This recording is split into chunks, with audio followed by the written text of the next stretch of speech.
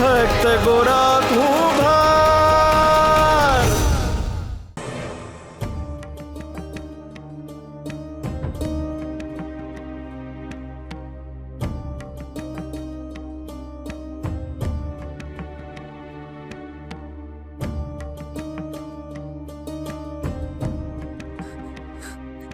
ક્યાં હતા તમે? ગયા વિના કેમ ગયા હતા? મને તમારી કેટલી ચિંતા થઈ ગઈ। ઠીક તો છો ને તમે? એમ કેમ તો છો ને? હું બહુ ગભરાઈ ગઈ હતી કે તમે મને ગયા વિના। પણ હારું થયું તમે આવી ગયા। જો તમને હજી વાર લાગી હોત તો મેં શુરાભાને તમને ગોતવા મોકલ્યા હોત। ઠીક તો છો ને તમે? બોલો ને, ઠીક છો ને?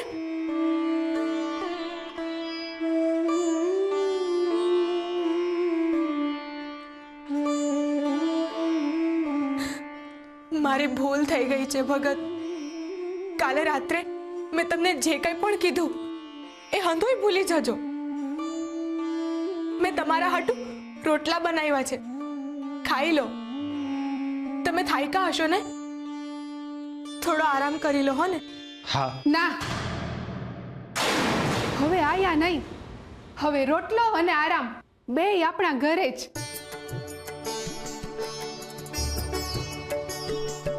હા બા, અમે લોકો તમને લેવા આવ્યા છે। પણ ક્યાં? આવો તો કઈ સવાલ હોય તુલસી? બીજે ક્યાં? આપણા પોતાના જ ઘરે।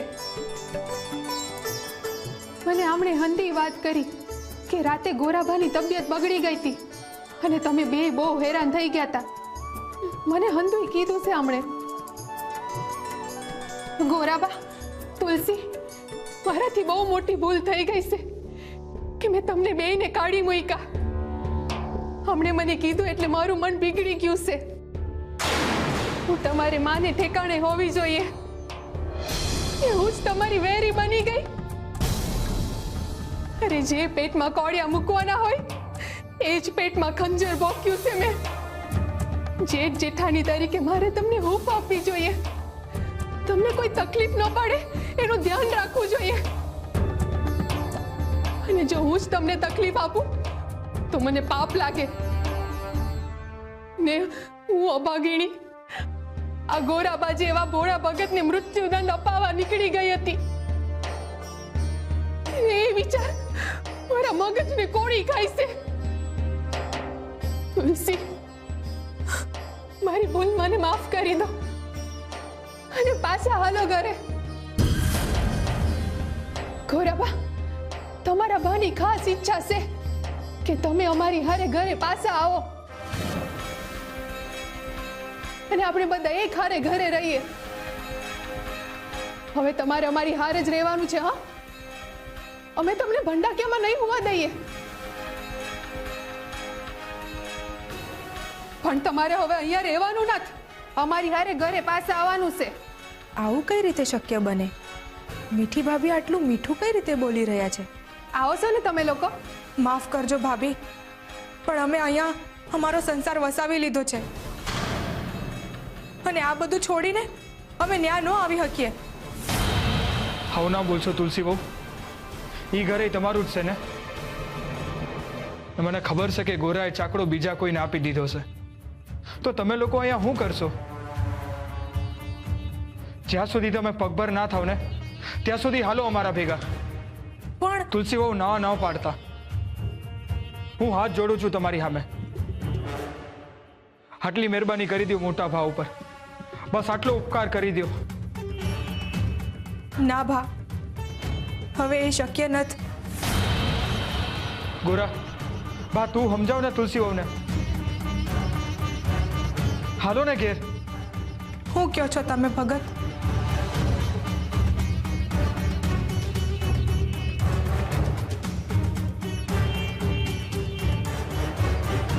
સારું, અમે આવીએ છીએ। બરાબર ને ભગત? હા, જેવી હરિની ઈચ્છા।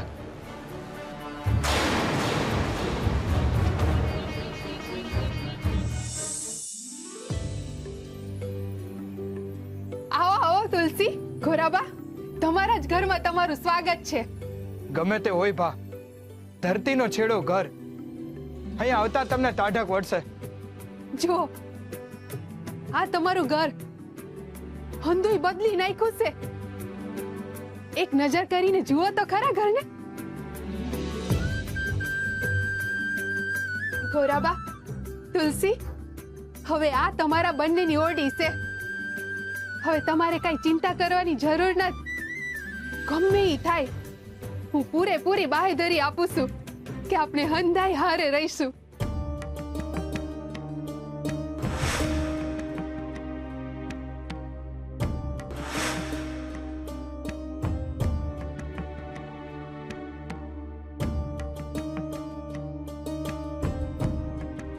તુલસી બહુ, શું થયું? આ મટકી કેમ ગયા? બદલાવ ન ગઈમો? હાલો હાલો, અંદર હાલો. ગોરા, હાલ બા, ઉમરાની બીજી કોર પગ મૂક. ઉભા રહ્યો, હું હમણાં આવું છું.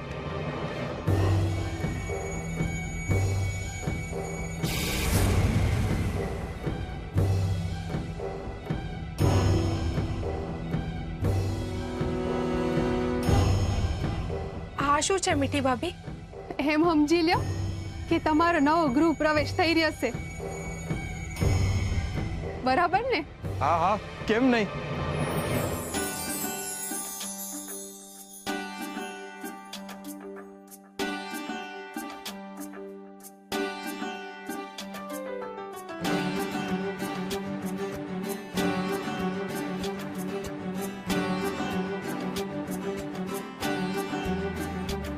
હાલો તો પહેલા જમણો પગ મૂકીને બંને અંદર આવો.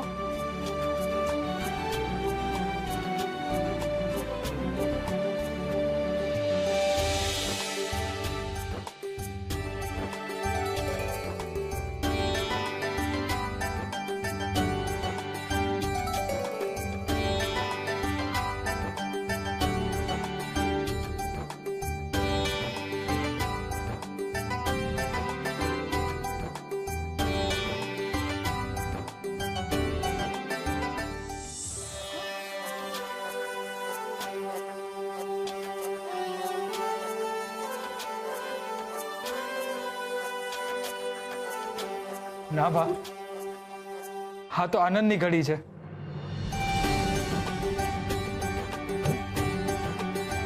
આજે આંસુ નહીં. આ તો ખુશીના આંસુ છે ભા. આ આંસુ તો હૃદયમાંથી દુઃખને બહાર કાઢે છે. જુઓ ને, કેટલી આનંદની ઘડી છે આ. આટલી અદ્ભુત ઘડી છે ને, આપણે હરીને ભૂલી જઈએ એ કેમ હાલે? હરે કૃષ્ણ, હરે કૃષ્ણ. મીઠી, તારો ખૂબ ખૂબ આભાર. ખરેખર ખરેખર આજે તે મારું મન જીતી લીધું. ગોરા અને તુલસી જેવા પાછા ઘરમાં આવશે એટલે શુરા પણ તારી નજીક આવશે. ગોરા, હાલ બા, હરીને એના સ્થાને બેહાડી દઈએ.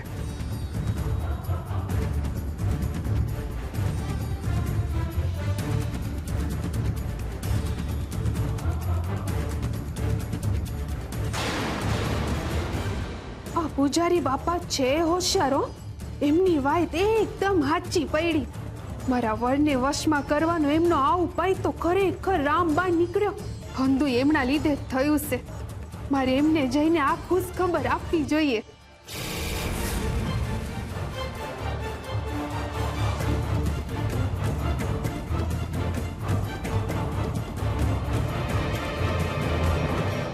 હરે કૃષ્ણ, હરે કૃષ્ણ.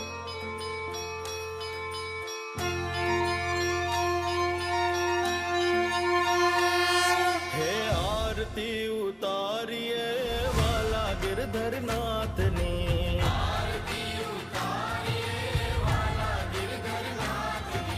યશોદાના લાલની, દ્વારિકાના નાથની.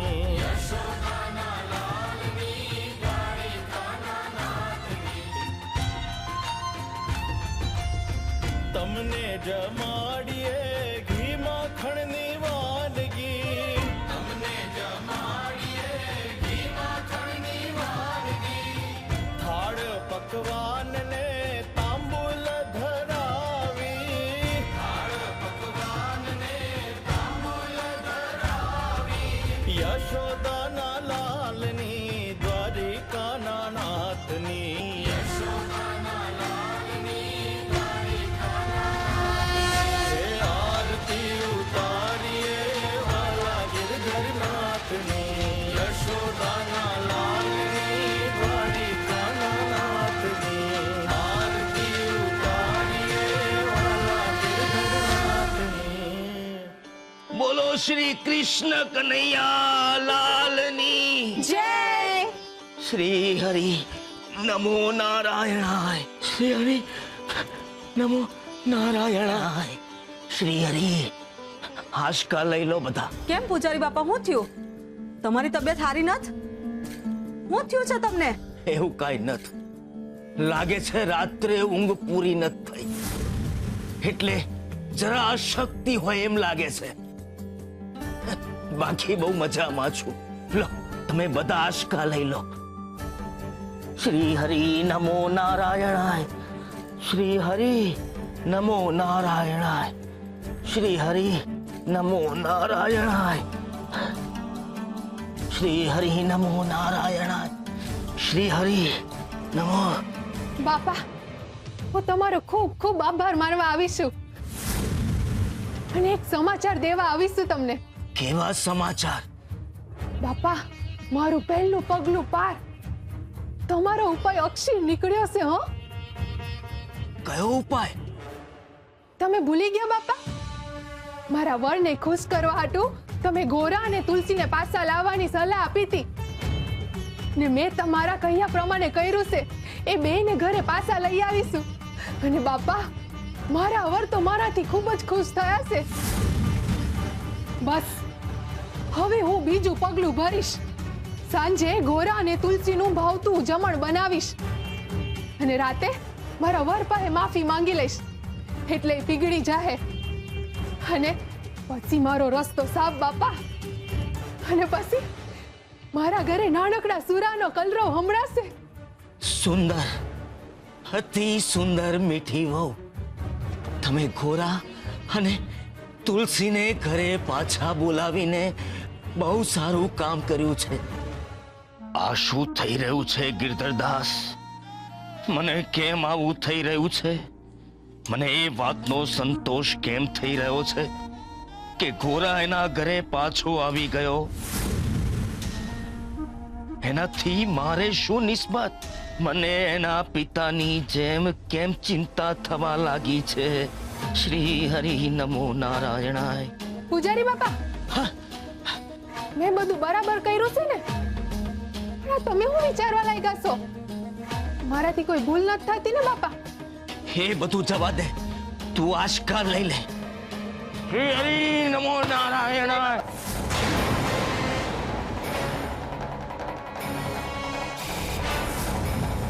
અનર્થ, ઘોર અનર્થ થઈ ગયો. હે પ્રભુ, આ શું અંદેશો છે? આ ઘટનાથી મને શું કહેવા માંગો છો? શ્રી હરિ નમો ના. પૂજારી બાપા, પૂજારી બાપા, હે ભગવાન, આવું થયું હશે, આવું થઈ ગયું.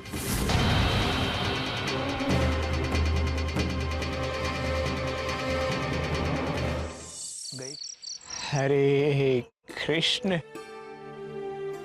હરે કૃષ્ણ, હરે કૃષ્ણ, હરે કૃષ્ણ.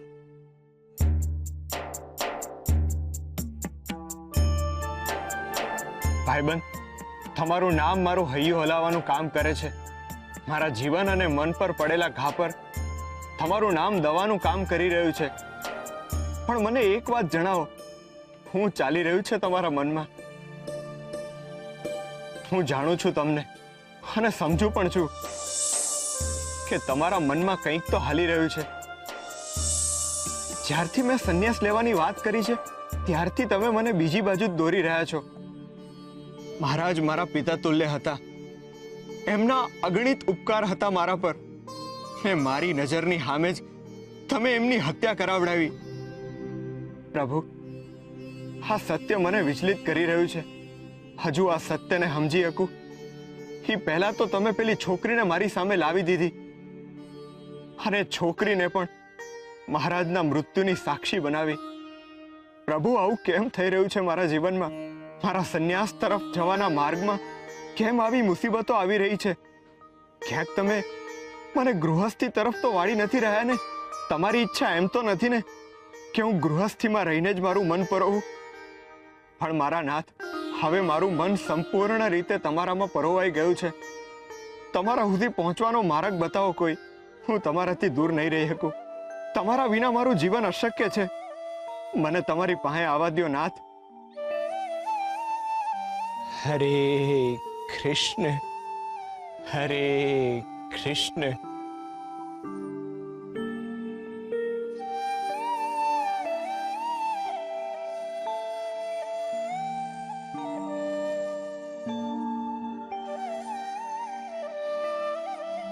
તુલસી બહુ, તમને એક વાત કહું? તમારે પરવાનગી ના લેવાની હોય ભા. તમને ખબર જ હશે કે આપણા મહારાજનું મૃત્યુ થયું છે. મહારાજે જેવું છોડ્યું એ સાંભળ્યું ત્યારથી મને એક વિચાર બહુ હેરાન કરે છે. ગઈકાલે ચોરા ઉપર મને કોકે એવું કીધું કે ગોરા રાજમહેલ તરફથી આવ્યો હતો. હરે કૃષ્ણ. અને આવતા વેત જ એ રડવા લાગ્યો. અને એવું કહેવાય છે કે મહારાજે સવારે જ ગુજરી ગયા હતા. ખોટું ના લગાડતા તુલસી બહુ, પણ મને એવું લાગે છે કે ક્યાંક આ બે ઘટનાનો કઈ સંબંધ તો નથી ને? આ હું બોલો છો ભા?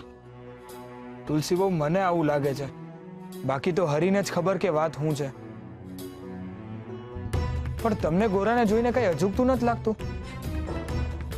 મને પણ એ કોઈ મૂંઝવણમાં તો દેખાઈ જ રહ્યા છે, પણ કારણ શું છે એ તો મને નથી ખબર ને એ કઈ કહેતાય નથી.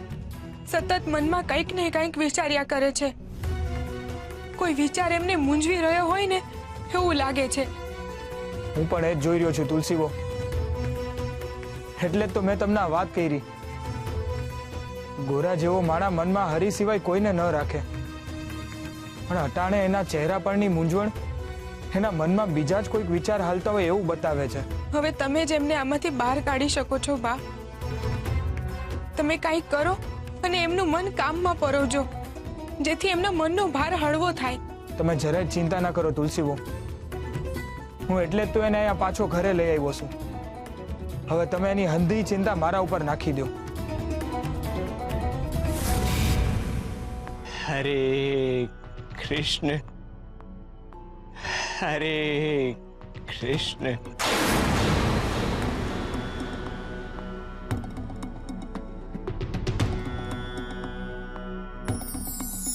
સાચો માર્ગ. જીવન હંમેશા એક જ માર્ગ પર આગળ વધે છે, અને જો એ માર્ગ આગળ જઈને ખોટા સ્થળે જોડાતો હોય તો જીવનને ખોટી દિશામાં જવું પડે છે. મુશ્કેલ પરિસ્થિતિ એવા વાવાઝોડા જેવી છે જે મનુષ્યના જીવનને, જીવનના સત્યને અને સાચા મૂલ્યોને મનુષ્ય પાસેથી દૂર લઈ જાય છે. મુશ્કેલીના સમયમાં મનુષ્ય પોતાના સંસ્કાર અને સભ્યતાને પણ છોડી દે છે. પરંતુ આ જ સમય હોય છે મૂલ્યોને સાચવવાનો, મૂલ્યોને પકડી રાખવાનો અને મૂલ્યોનું સન્માન કરવાનો. જે મનુષ્ય મુશ્કેલીના વાવાઝોડામાં આધ્યાત્મના વૃક્ષને પકડી રાખે છે એ ક્યારેય ખોટા માર્ગે નથી વળતો. એવા મનુષ્યો વાવાઝોડું ક્ષમતા ફરીથી સાચા માર્ગે ચાલવા લાગે છે. તકલીફોમાં ઊભા રહી જવું એનો અર્થ એ છે કે તકલીફ પછી સાચા માર્ગે ચાલવું.